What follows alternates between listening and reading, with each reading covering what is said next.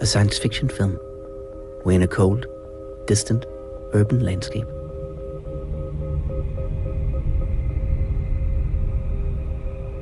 Imagine that we live in that future right now.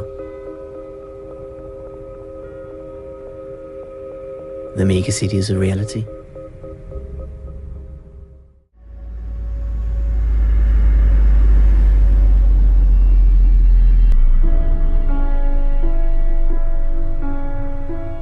In the midst of this cold, bleak vision of the future, we have the human being. It doesn't fit the cliché of modernity. It is personal, warm, intimate, social. In our search for opportunities, money, and a better life, we move to the cities.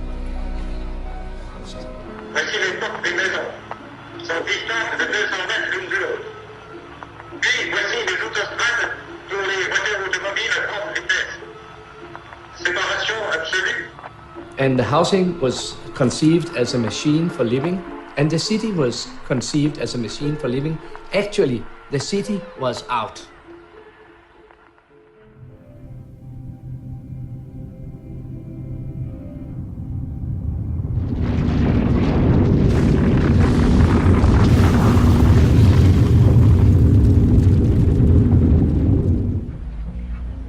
In 2011, Christchurch, New Zealand underwent a devastating earthquake. The inner city suffered the worst damage, and most casualties there happened in high-rise buildings.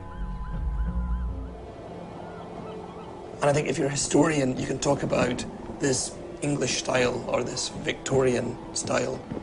I think for ordinary people, the buildings have a much more important value, which is about memory. Like, that was the cafe where I used to go on Saturdays with my granny. That's the shop where I bought those shoes. That's where my hairdresser was. This is where I met my girlfriend. I was standing on the corner there, and I saw her for the first time there.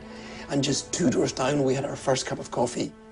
Those kind of stories are much more interesting because they touch us emotionally.